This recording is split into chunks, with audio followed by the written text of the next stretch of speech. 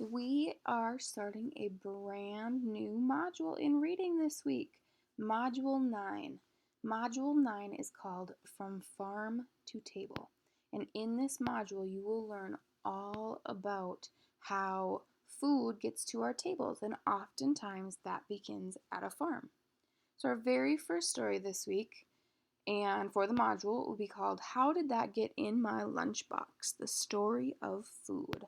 So we'll be focusing on that story this week, but first, in your My Book, this isn't in the schedule, but there's a short read. It's on page 282, 283.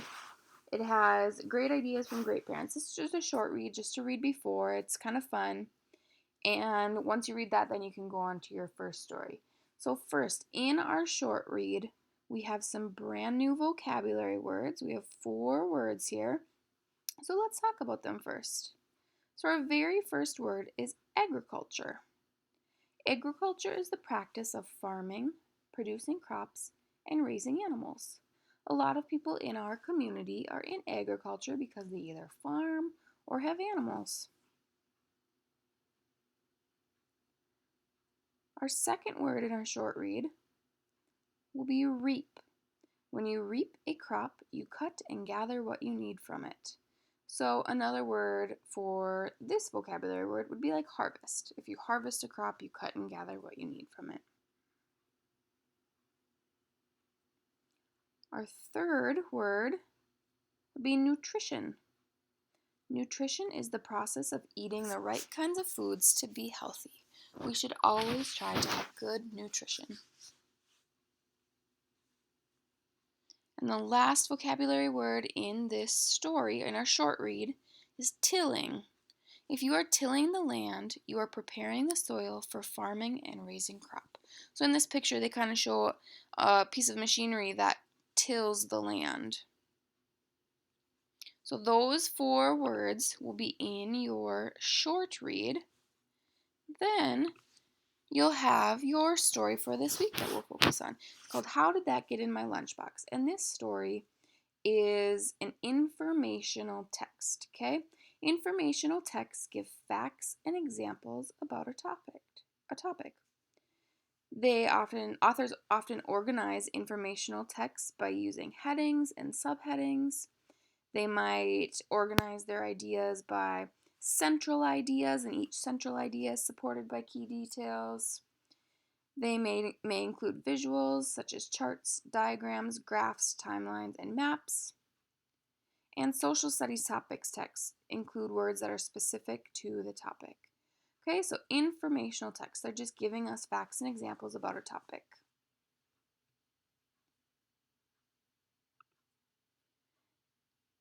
First of all, in your story, you'll have some new words in that story as well that are different. In that story, you will find stalk.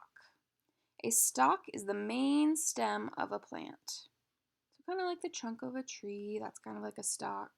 Or think of like a corn stalk. It's the main stem of this plant. Then you have dairy. A dairy is a place where milk is prepared for drinking or is made into other products like butter, cream, and cheese. You might know somebody who has a dairy and they have milk cows.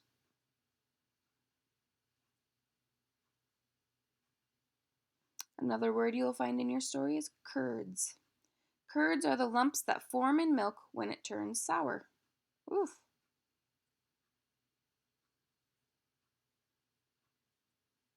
Oops.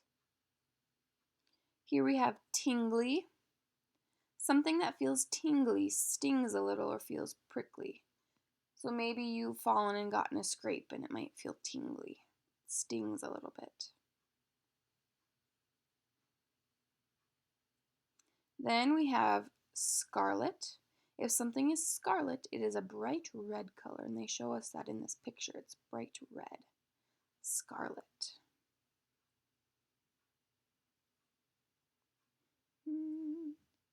Another word you'll see is grove. A grove is a group of trees that are close to one another. So it kind of shows it here. These trees are close to one another, so they might be in a grove. We often call them shelter belts. And that'll be our last word for this story, grove. Okay, next let's focus on some suffixes. Now, the past few weeks we've been practicing suffixes. We've learned about the suffix full, the suffix y, ly, er, or, and now we're just kind of putting them all together. Remember, a suffix is a word part added to the end of a word, of a base word. So you might have some spelling changes before adding the suffix, such as dropping the final E, or changing the Y to I, or doubling the final consonant. So on here, lines 1 through 6, they give a base word, and then the base word with an added suffix. I would like you to go through these words and decide which suffixes have been added. So like this example here, we have fun and funny. They doubled the final consonant because we now have two N's and added the suffix Y. Fun to funny. So you may pause and go through the rest of these and decide which suffixes were added. All right, let's talk about our spelling words for this week. For your spelling words, you are focusing on words that have the vowel sound in joy. So the oi sound. This could be spelled with an OY or an OI. So remember on Friday, if you show me any way that you practice your spelling words this week, that will count as your spelling test. Last but not least for today, for your grammar, you are focusing on commas in a series. So a series is a list of 3 or more words or ideas together in a sentence. A series can be a group of nouns, verbs, or adjectives. And we always use commas to separate the words in a series. Now, we've done this before, so this is review again. But just as a refresher, here's some examples.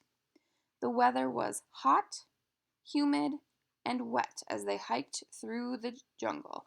So the series is hot, humid, and wet as they hike through the jungle. They are describing these, so it is adjectives, hot, humid, wet. We use 2 commas when there's 3 adjectives. After the first, after the second, and that's it. Okay, so if we only have 2 adjectives or 2 words in a series, then we don't use any commas. Okay, 3 or more words makes it a series. Here's another example. Jean ran around the track, jumped over the hurdles, and leapt over the pole. So, ran around the track, that's your first, comma, jumped over the hurdles, that's your second, comma. Then you have your conjunction. So you put a comma before your conjunction, not after. And leapt over the pole. That's your last one. So you have 1 page in your packet for reading and some grammar to do today. Let me know if you have any questions.